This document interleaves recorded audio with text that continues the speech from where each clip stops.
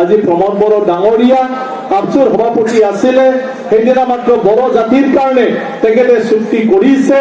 Central government আৰু state গভৰ্ণমেণ্টৰ পৰা বিভিন্ন মানে এচুৰেঞ্চ তেওঁ আনিছে সেই চুক্তিৰ দ্বাৰা। কিন্তু আজি তেখেতে আপচুত নাই, তেখেতে আপচু এৰি ফালে BUPPL ৰাজনৈতিক দলত যোগদান কৰি তাত নেতা হৈ গ'ল।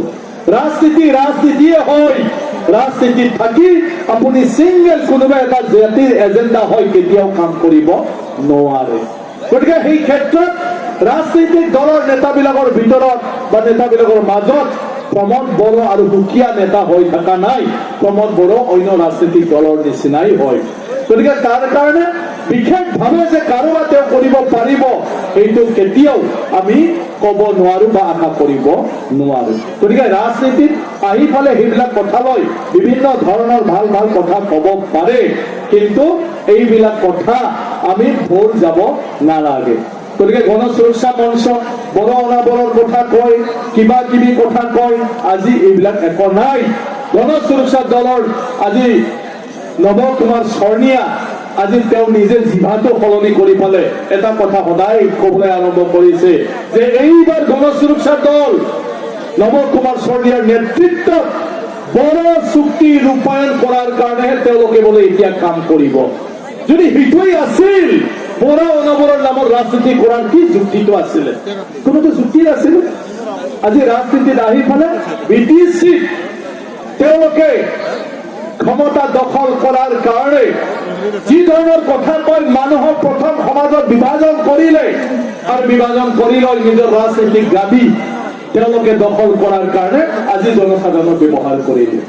যদি BTCৰ উন্নয়নৰ আছিল কথাটো, যদি বড়ো চুক্তি ৰূপায়ণে আছিল কথাটো, তো ইমানখিনি আমাৰ সমাজৰ মাজত হি তাত চাব নোৱাৰা পৰিৱেশ কিয় কৰিলে? আজি মহৰীপাৰা, নাওকাটা এইবিলাক অঞ্চল কিমান ভুগিবলগীয়া হ'ল। সেই এটা কোনো অৰ্থ নথকা অৰ্থহীন বড়ো অনাবড়ো নামৰ শব্দটো লৈ পেলাই বড়ো অনাবড়ো এইটোৰ দ্বাৰা সমাজৰ কেতিয়াও লাভ নহয়।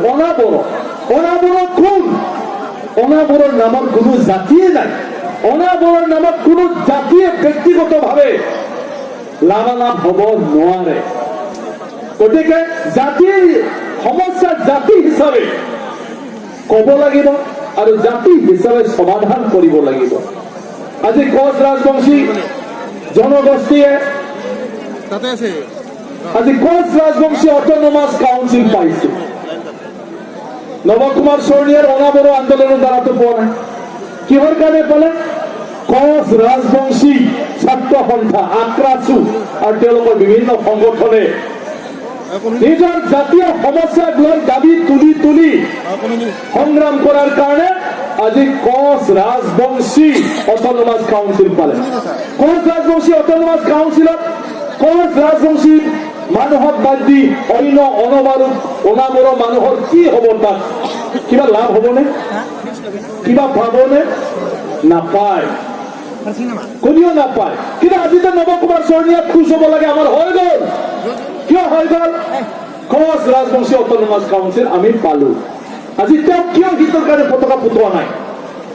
আজি তেওঁ কিয় হিতৰ কাৰণে খানা খোৱা নাই? তেওঁ কিয় হিত সন্তুষ্ট হ'ব নোৱাৰে? কোনো জাতিৰ লাভ ভালটোৱে, অনাবড়ো মানুহৰ কোনো জাতিৰ ভালটোৱে তেওঁ অন্তৰেৰে নিবিচাৰে কাৰণে আজি কোচ ৰাজবংশী অট'নমাছ কাউন্সিল গঠন হোৱাৰ পিছতো নৱ কুমাৰ শৰণীয়াই এইটোত ধন্যবাদ যাচিব পৰা নাই।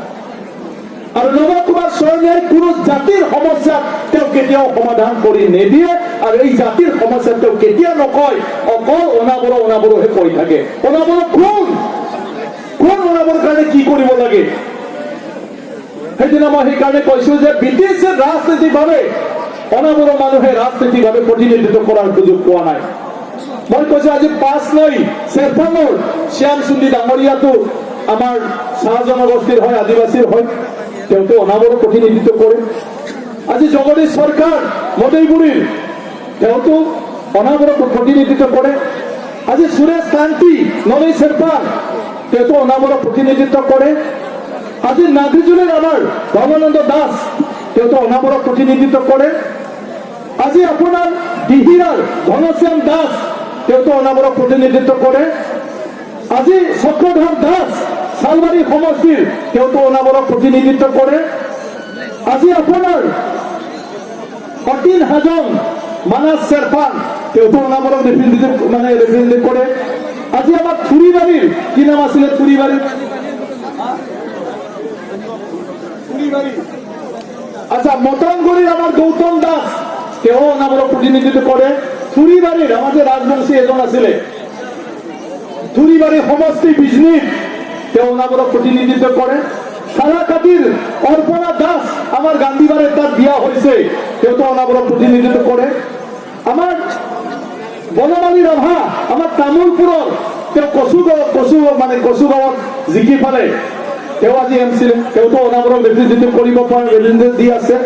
আজি আপোনাৰ ফকিৰা গ্ৰাম আৰু আপোনাৰ গুমা আৰু শ্ৰীৰামপুৰ সমষ্টি এইবিলাকতো সব অনাবৰই হয়।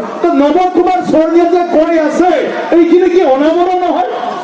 কোনোবাই মুছলিম হোৱাৰ কাৰণে অনাবৰ নহয়, কোনোবাই বেংগলী হোৱাৰ কাৰণে অনাবৰ নহয়, কোনোবাই শৰণীয়া হোৱাৰ কাৰণে অনাবৰ নহয়, ৰাভা হোৱাৰ কাৰণে অনাবৰ নহয়, আপোনাৰ ৰাজবংশী হোৱাৰ কাৰণে অনাবৰ নহয়, কোনোবাই হাজং জনগোষ্ঠী হোৱাৰ কাৰণে অনাবৰ নহয়। নৱ কুমাৰ শৰণীয়াৰ অনাবৰ কোন? কোনো নাই। তেওঁতো হল অকল নিজে ভোট পাই পেলাই ৰাজনীতি কৰিবৰ কাৰণে অনাবৰৰ নামটো লৈ আছে, কিন্তু কোনো জাতি জনগোষ্ঠীৰ সমস্যাক লৈ তেওঁ অনাবৰৰ ৰাজনীতি কৰা নাই। গতিকে সেইকাৰণে আমাৰ নাওকাটাত কি দিব পাৰিছে? মই নাওকাটাত থিয় হোৱাৰ কাৰণে কৈছো, অশান্তিৰ বাদে নাওকাটাত নৱ কুমাৰ শৰণীয়াই কোনো অনাবৰৰ মানুহক একো দিব পৰা নাই। অশান্তি দিব পাৰিছে, অশান্তি অশান্তি সব ক্ষেত্ৰতে আমাৰ ইয়াত ভাগ হৈ থাকে। বিহু পাতিলেও ভাগ, পূজা পাতিলেও ভাগ, ৰাজ পূজা পাতিলেও ভাগ, কিবা এটা হলেও ভাগ। গতিকে সেইবিলাক লৈ থাকিলে আমি শেষ হৈ যাম। এই দোকান পোহৰ ব্যৱহাৰ কৰি থকা মানুহ আমাৰ শেষ হৈ যাব।